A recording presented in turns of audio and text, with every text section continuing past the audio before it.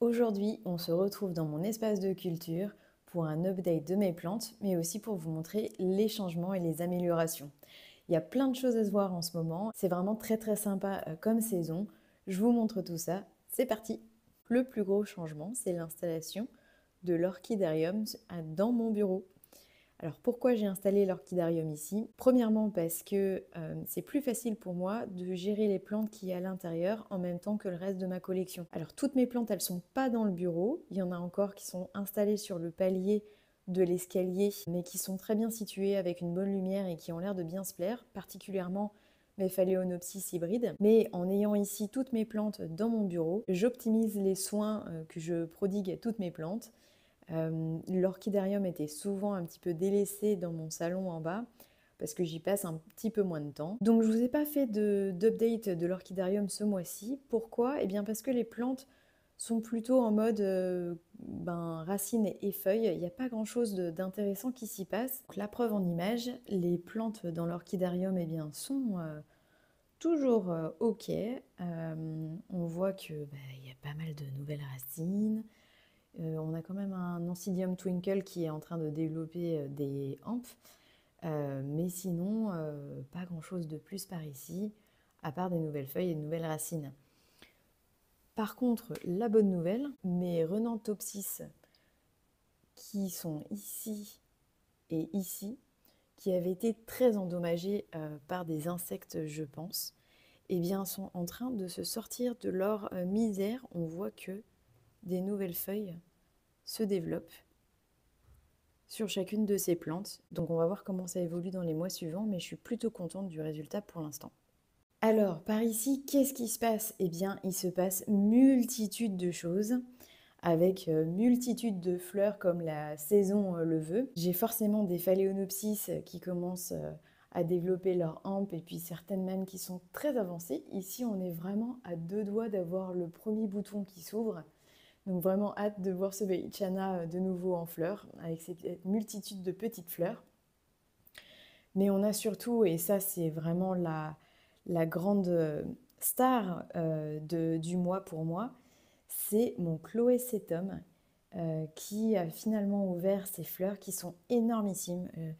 Elles font vraiment quasiment la taille de la paume de ma main et qui sentent extrêmement bon. Le parfum de ces fleurs est incroyable. On a l'impression de sentir du dentifrice mentholé. C'est vraiment peppermint, très agréable, très doux. C'est vraiment pour moi le highlight du mois de novembre avec ces fleurs extraordinaires. C'est vraiment un nouveau genre d'orchidée pour moi. J'ai déjà eu un catacétum en Écosse, mais j'avais jamais réussi à le faire fleurir. En tout cas, très heureuse d'avoir réussi à faire fleurir cette plante pour la première fois. Et j'espère que les autres de ma collection fleuriront l'année prochaine. Juste à côté, vous voyez le bout de son nez. On a un Phalaenopsis qui est aussi de nouveau en fleurs. Et c'est le Phalaenopsis palens. C'est un copain Instagrammeur qui me l'a donné. En fait, on échange souvent des plantes. On n'est pas sur une plante adulte et pourtant, on a déjà 4 hampes sur cette orchidée qui se développent en parallèle. Donc ici, on a la première fleur qui s'est ouverte, mais on voit que sur cette même tige, on a d'autres boutons en préparation. Et surtout, eh bien, j'ai d'autres hampes aussi qui préparent des boutons. Celle-ci, on a une nouvelle hampe juste ici. Et puis, on a des anciennes qui sont juste derrière, qui ont fait des ramifications aussi. Donc, ça risque d'être un joli show. Juste à côté, on a l'Oncidium Twinkle Anna qui embaume mon bureau, vraiment. On est quasiment... Là, on est en fin de floraison. Donc, il a déjà perdu pas mal de fleurs. Mais en tout cas, une très belle floraison et je suis toujours très heureuse de revoir ces fleurs. Et en parlant d'Oncidium Twinkle, j'ai là-haut mon deuxième Oncidium Twinkle qui est énormissime et surtout qui est en train de préparer des hampes qui risquent d'être incroyables. Donc il ne faut pas que je loupe les arrosages, il ne faut pas qu'ils sèchent trop souvent pour que les fleurs et les boutons se développent bien. Ça risque d'être un sacré show le mois prochain. Peut-être pour Noël, je ne sais pas, mais plutôt probablement début janvier, je pense. J'ai toujours mon Paphiopedilum Pinocchio alba qui est en fleurs. Il développe toujours ses boutons, un à un. Comme on voit, on a un deuxième bouton qui est aussi en préparation ici.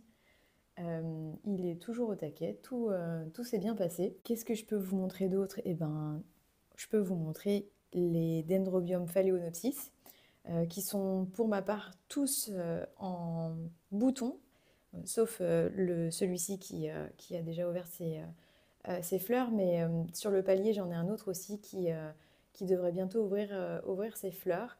J'ai eu une petite déception justement avec celui-ci. Les fleurs ont séché une à une, et donc du coup, ce sont les deux seuls boutons qui ont survécu sur l'intégralité de la hampe. Donc je suis un peu déçue, mais bon, c'est comme ça arrive. Une autre déception aussi, c'est que dans mon terrarium, les bulbophyllums poussent extrêmement bien. On voit même qu'il y a des nouveaux bulbes, par exemple juste ici, qui sont en développement. Et tous les bulbophyllums vont vraiment très très bien. Mais par contre, ils ne fleurissent pas. Donc, je vais essayer d'ajuster l'environnement, c'est-à-dire peut-être ajouter plus de lumière, plus de, peut-être aussi plus d'humidité, je ne sais pas. Mais en tout cas, cette année, j'ai pas eu de fleurs, donc je suis un petit peu déçue. Mon mini-marque ici, eh bien, est en train de développer sa hampe traditionnelle de l'automne pour fleurir au mois de janvier, je pense. Il avait été attaqué par des insectes et j'avais un petit peu peur pour lui. Mais au final, il se débrouille plutôt bien. Celui qui se débrouille un peu moins bien, et depuis le début, hein, de toute façon, c'est mon Paphiopedilum Pinocchio classique. Il a eu une attaque de cochenille farineuse dans cet éventail. Et depuis, donc, les feuilles sont en train de faner. Et l'autre eh bien, éventail s'est arrêté. Il se développait bien et puis tout d'un coup, plus rien. Là, ça fait plusieurs semaines qu'il ne fait plus rien. J'avoue que depuis que je l'ai acheté, il n'a jamais été très vaillant. Donc peut-être que c'est juste une question de plantes. Et plus elles sont faibles et plus elles se font attaquer par des insectes. Donc voilà, on verra ce que ça donne. Ici, j'ai vu parmi les Phalaenopsis que celui-ci, qui est le Phalaenopsis Joshua Irwin Ginsberg croisé avec un mani, eh bien, est en train de refaire des boutons. Il avait eu une première fleur il y a quelques mois, et puis il s'était arrêté et avait créé des nouvelles hampes. En fait, la première fleur, elle était sur cette hampe ici, et il a créé cette troisième hampe récemment. J'ai bien l'impression qu'on va avoir plusieurs fleurs cette fois, donc c'est très chouette. Sinon, qu'est-ce que je voulais vous montrer? Bah si, quand même, mon Leila Alori eh bien, nous offre sa deuxième et troisième fleur. La première fleur a déjà fané. Les nouveaux bulbes ont aussi créé des boutons. Et donc aujourd'hui, on a une fleur qui est ouverte et une deuxième qui ne saurait tarder. J'espère pouvoir faire des photos de ces deux fleurs en même temps. Ça serait vraiment très très chouette. Clairement, ce Leila est arrivé à maturité et donc me fait de jolies fleurs à gogo maintenant. Une très très belle surprise aussi, c'est mon Phalaenopsis KS Super Zebra qui avait eu des mésaventures aussi avec les cochenilles farineuses.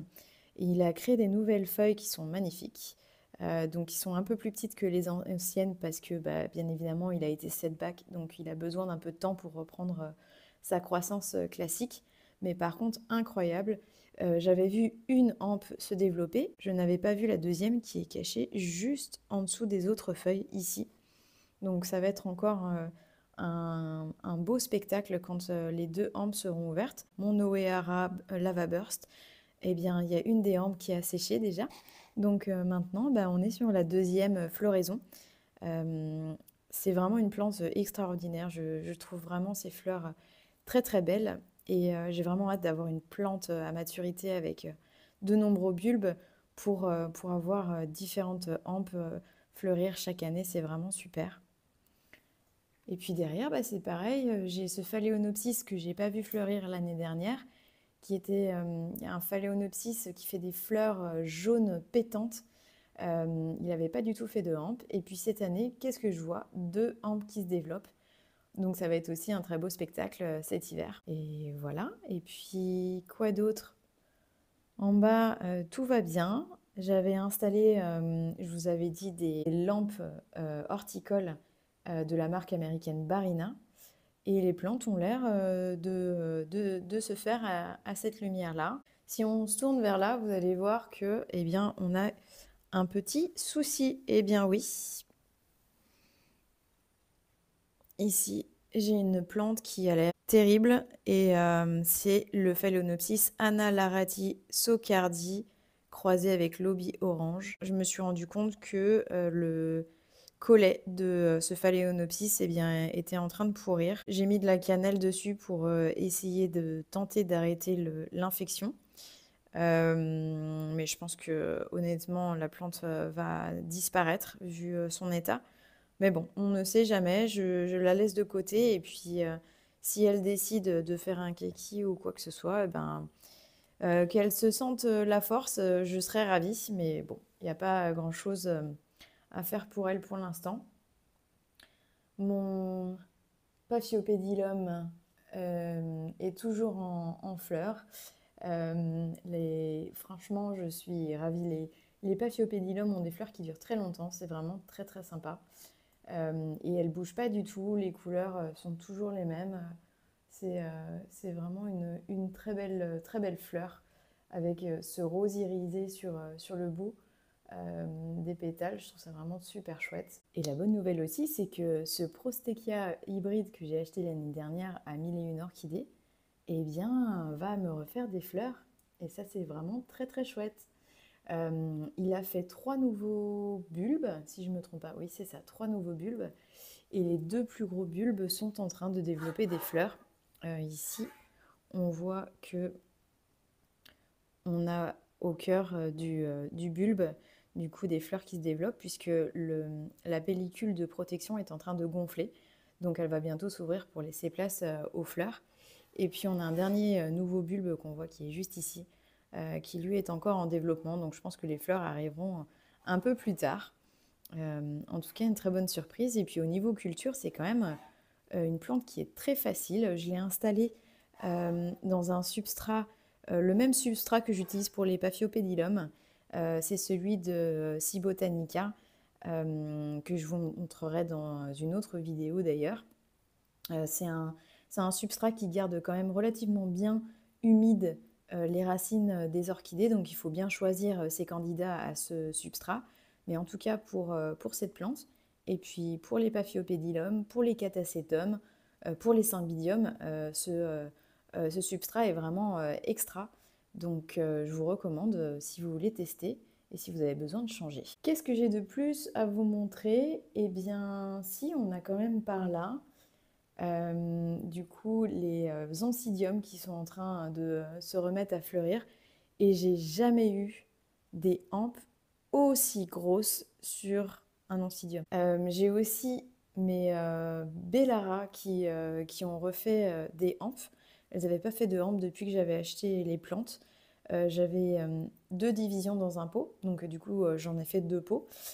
Sur cette division-là, j'ai des boutons qui sont un petit peu déformés, je pense. Il faut que je regarde, enfin je vais attendre et voir ce que ça donne.